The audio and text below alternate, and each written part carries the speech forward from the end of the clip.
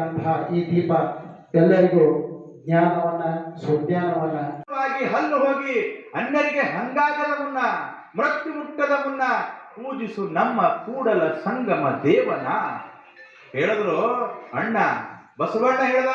ಯಾವಾಗ ಎಲ್ಲವೂ ಸದೃಢ ಇರುವಾಗ ಶಿವ ಶಿವ ಅನ್ನಪ್ಪ, ಶವ ಆಗೋದ್ರೊಳಗಾಗಿ ಶಿವ ಶಿವ ಅನ್ನೋ.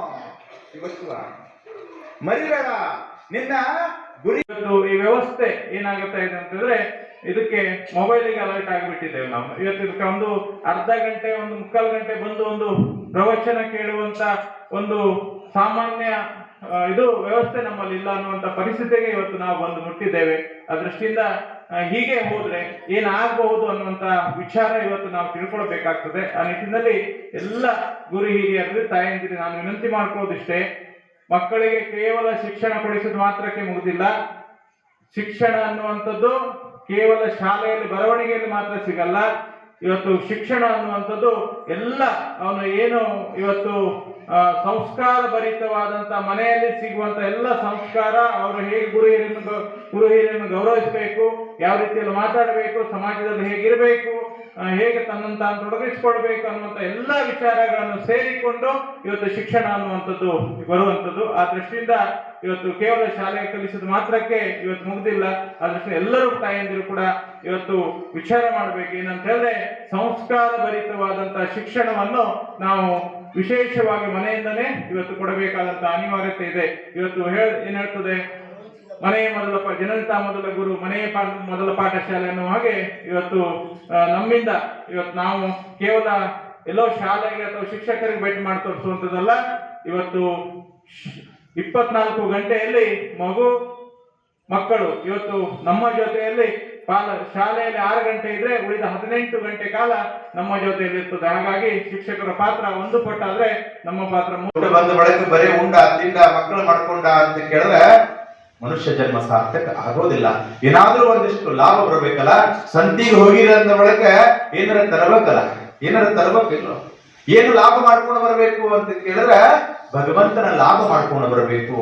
ಒಬ್ಬ ಶ್ರೀಮಂತನ ಹತ್ರ ಒಂದು ಕುದುರಿತ್ತು, ಮಸ್ತ್ ಕುದುರಿತ್ತು. ಕರೆನ್ಸಿ ಬೇಕಾಗ್ತಾವ. ಇಷ್ಟೆಲ್ಲ ಇದ್ರು ಮೊಬೈಲ ಸ್ವಿಚ್ ಆಫ್ ಆಗ್ತದ, ಚಾರ್ಜಿಂಗ್ ಮಾಡ್ತಿರಲ್ಲ. ಹಾಗಾದ್ರೆ ಈ ಮನುಷ್ಯ ಜನ್ಮ ಅಂತಕ್ಕಂತ ಮೊಬೈಲ ಎಲ್ಲಿ ಚಾರ್ಜಿಂಗ್ ಮಾಡೋದು ಅಂತ ಕೇಳಿದ್ರೆ ಸತ್ಸಂಗದಾಗ ಬರೋದು, ಮಸ್ತಾಗಿ ಕೊಡೋದು, ವಿಚಾರಗಳು ಕೇಳೋದು, ಆಟೋಮೆಟಿಕ್ ಚಾರ್ಜ್ ಆಗಿಬಿಡ್ತದೆ.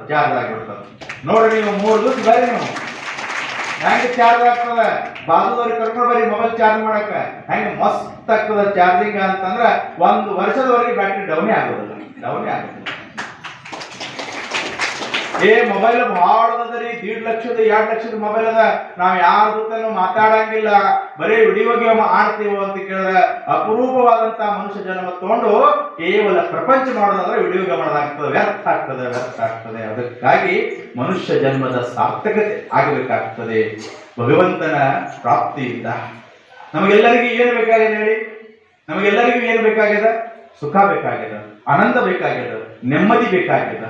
ಎದನ್ನು ಸಿಗ್ತದೆ ನೆಮ್ಮದಿ? ಹಣ ಗಳಿಸೋದ್ರಿಂದ, ಅಧಿಕಾರ ಗಳಿಸೋದ್ರಿಂದ ನೆಮ್ಮದಿ ಸಿಗೋದಿಲ್ಲ. ಪರಮಾತ್ಮನ ಪ್ರಾಪ್ತಿಯಿಂದ. ನಮ್ಮೆಲ್ಲರ ಪಯಣ ಸುಖಪುರಕ್ಕೆ ನಡೆದದ, ಹೌದೋ ಇಲ್ಲ? ದುಃಖಪುರದಿಂದ ಸುಖಪುರಕ್ಕೆ ನಮ್ಮ ಪಯಣ ನಡೆದದ. ಒಬ್ಬ ಪಯಣಿಗೆ ಹೊಂಟಿದ್ದ.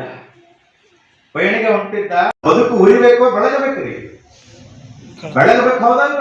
ಬೆಳಗಬೇಕಂತಂದ್ರ ಜ್ಞಾನ ಬೇಕಾಗ್ತದ, ಅಧ್ಯಾತ್ಮದ ಜ್ಞಾನ ಬೇಕೋ. ಇಲ್ಲ ಅಂದ್ರೆ ಜೀವನ ಉರಿದು ಹೋಗ್ತದೆ. ಎಣ್ಣೆ ಒಳಗೆ ಎದ್ದಾದ್ರೆ ನೀರಾಗಿ ಎದ್ದು ಹಚ್ಚಿರೋದಕ್ಕೆ ಏನಾಗ್ತದ? ಬೆಳಗೋದಿಲ್ಲ.